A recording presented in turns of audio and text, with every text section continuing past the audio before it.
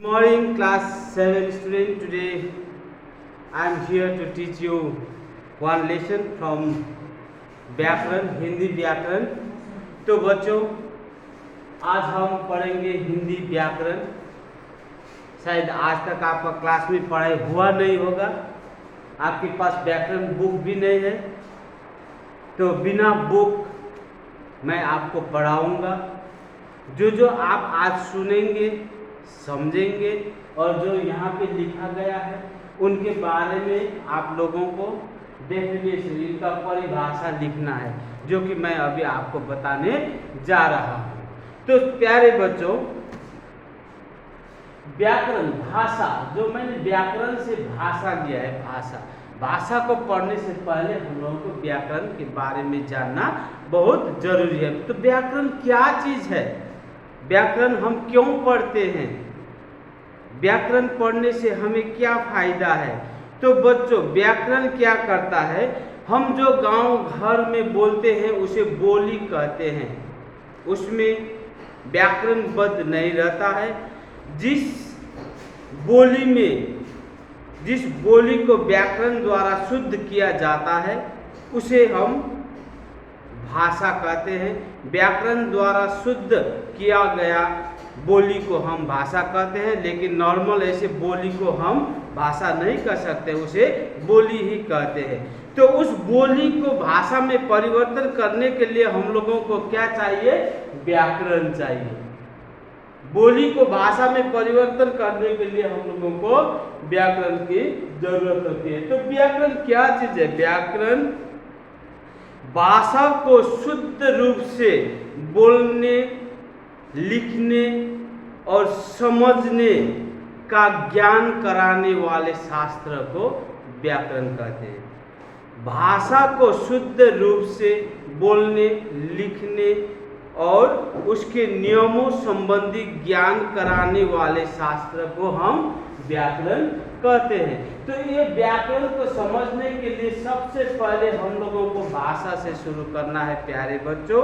तो भाषा क्या चीज है। नॉर्मल हम क्या करते हैं, हम अपने विचारों को दिन भर एक दूसरे के प्रति हम आदान प्रदान करते हैं, एक दूसरे के साथ हम अपने विचारों को क्या करते हैं, आदान प्रदान करते हैं। उन्हीं विचारों या अपने भाव को एक दूसरे के प्रति आदान प्रदान करना ही भाषा कहा जाता है बच्चों। तो भाषा का ज्ञान आपको हो गया है। अपने विचारों या भावों को बोलकर, लिखकर व संकेत द्वारा प्रकट करने की साधन को हम भाषा कहते हैं। अपने मन में उत्पन्न हुए विचारों को बोलकर, लिखकर या संकेत द्वारा जब हम प्रकट करते हैं तो उसे भाषा कहते हैं।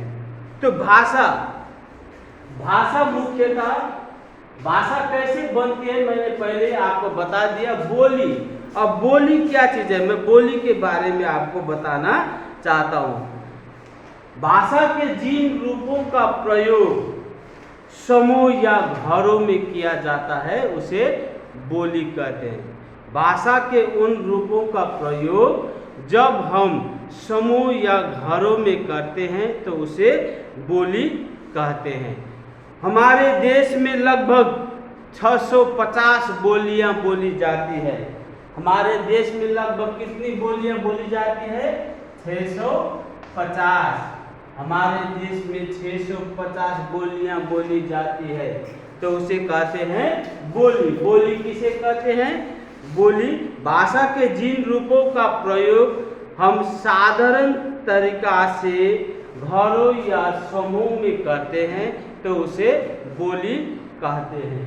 तो हमारे भारतवर्ष में कितनी बोलियां हैं, हमारे भारतवर्ष में 650 बोलियां बोली जाती है। तो अब भाषा किसे कहते हैं, मैंने आपको भाषा के बारे में भी समझा दिया। भाषा किसे कहते हैं,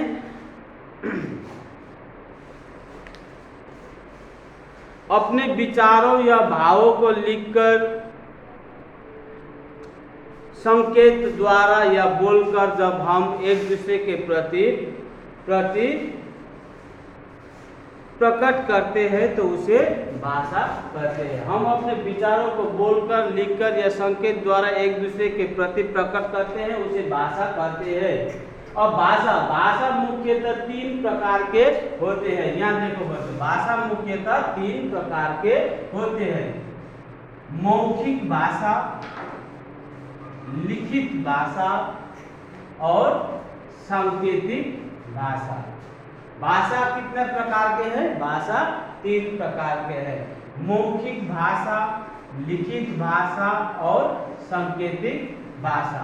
तो मौखिक भाषा किसे कहते हैं?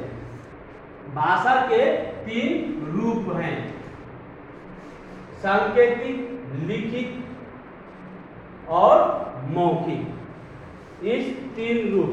अब इन रूपों का परिभाषा भी मैं आपको बताऊंगा। मौखिक भाषा किसे कहते हैं? जब हम अपने मन के विचारों या भावों को दूसरे के समक्ष मुख द्वारा बोलकर प्रकट करते हैं तो उसे मौखिक भाषा कहते हैं। जब हम अपने भावों या विचारों को मुख द्वारा बोलकर प्रकट करते हैं तो उसे मौखिक भाषा कहते हैं। अब लिखित भाषा, जब हम अपने मन के विचारों या भावों को लिखकर एक दूसरे के प्रति प्रकट करते हैं उसे लिखित भाषा कहते हैं। और सांकेतिक भाषा, जब हम लिख भी नहीं पाते हैं, बोल भी नहीं पाते हैं, तो इसी तरह इशारे से हम बात करते हैं तो वह है सांकेतिक भाषा। तो भाषा के रूप के बारे में मैंने आपको बता दिया। भाषा के 3 रूप हैं, मौखिक, लिखित और सांकेतिक। तो अब परिनिष्ठित भाषा, भले कि मैंने आपको पहले बता दिया बोली 650 प्रकार की बोलियां भारत में बोली जाती है। जब इस बोली को व्याकरण द्वारा परिष्कृत किया जाता है तो उसे परिनिष्ठित भाषा कहते हैं। जब किसी बोली को व्याकरण द्वारा परिष्कृत किया जाता है तो उसे परिनिष्ठित भाषा कहते हैं।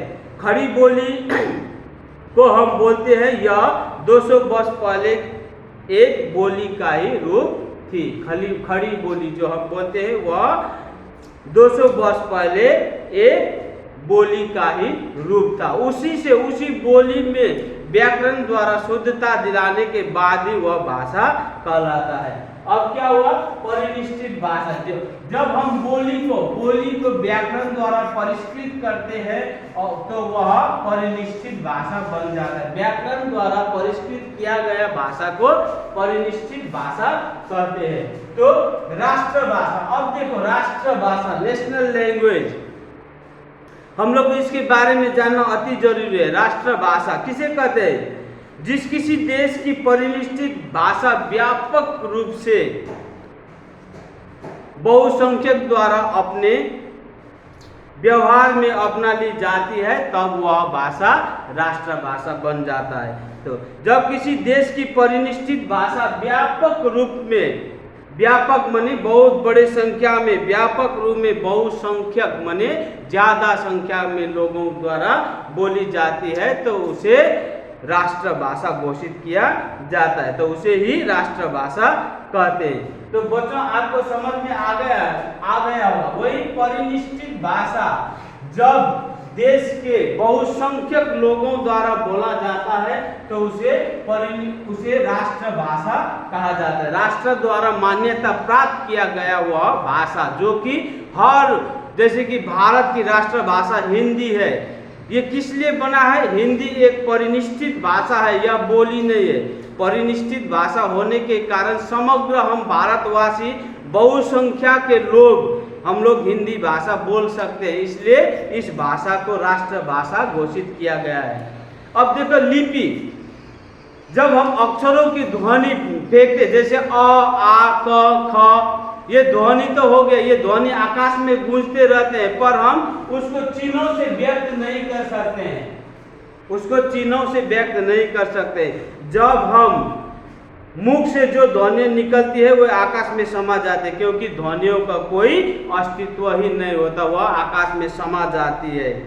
ध्वनियों से ही ध्वनि चिन्हों का निर्माण होता है जो अंत में विचारों के रूप में परिवर्तित हो जाते हैं। जैसे कि ध्वनि चिन्हों के लिखने के माध्यम को लिपि कहते हैं। वही ध्वनि चिन्ह, जैसे कि मैं बोल रहा हूँ, मेरा बोला हुआ कहीं चिन्ह नहीं, यह आकाश में व्यक्त हो जाता है क्योंकि इसका आकार नहीं है। जब हम उसी को आकार देते हैं तो हमें समझ में आता है कि ये चीज फलना ने बोला था। तो उसी आकार को लिखने की तरीका को लिपि कहते हैं। उसी भाषा को जब बोला गया माने से लिखित भाषा को और मौखिक भाषा को जब हम लिखित रूप देते हैं, मौखिक भाषा को जब हम लिखित रूप देते हैं, उसी लिखित रूप में उसी भाषा को लिखने की तरीका को क्या कहते हैं? लिपि कहते हैं। जैसे कि हमारे हिंदी भाषा, हिंदी नेपाली देवनागरी लिपि के अंदर आता है। इस तरह लिपि, राष्ट्रभाषा, परिनिष्ठित भाषा, भाषा, बोली और व्याकरण के बारे में मैंने आपको आज बताया। आप सभी को यह वीडियो देख के ये सब कॉपी में उतारना है और इनका बारी बारी से आप लोगों को डेफिनेशन लिखना है। बोली, भाषा, परिनिष्ठित भाषा, राष्ट्रभाषा, लिपि, भाषा और व्याकरण का आपको परिभाषा लिख के जमा करना है। तो बच्चों आज के लिए इतना ही। अगली क्लास में मैं आपको फिर से दूसरा टॉपिक पे समझाऊंगा। धन्यवाद।